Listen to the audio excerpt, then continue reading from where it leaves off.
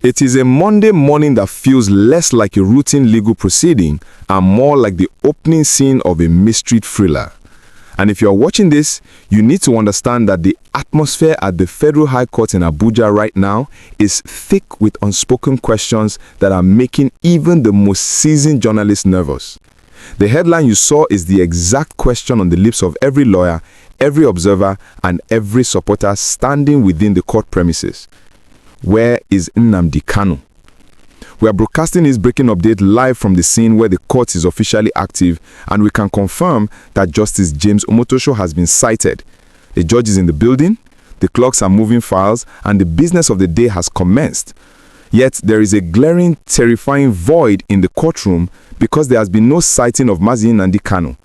There has been no convoy of the Department of State Services with their usual blaring sirens tearing through the streets of Abuja. And even more concerning, we have not yet seen his younger brother, Prince Emmanuel Kanu, or any member of his legal team this morning, leaving everyone to wonder if the legal battle has been quietly suffocated before it could even begin.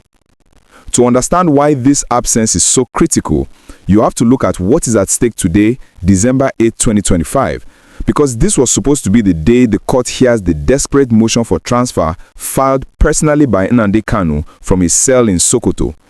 He is fighting to be moved from the Sokoto Correctional Center, a location he describes as over 700 kilometers away from his support system, back to a facility in Abuja like Kuje or Suleja, because he argues that keeping him in the northwest makes it impossible for him to prosecute his appeal against the life imprisonment sentence he received in November.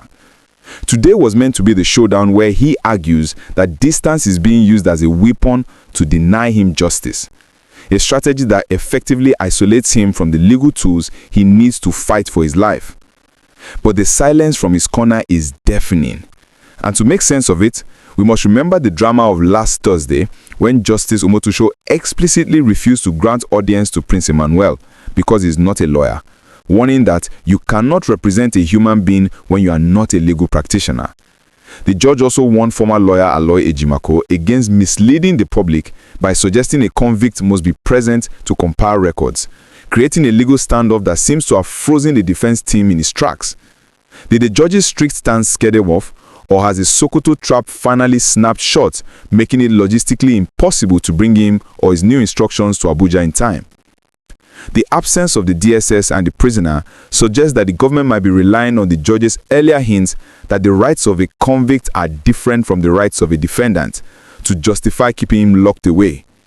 If the court ruled that his physical presence is not required for this motion, then Kanu is sitting in his cell in Sokoto right now, completely unaware of what is happening in the court that holds his fate, creating a ghost prisoner scenario that is exactly what his supporters feared.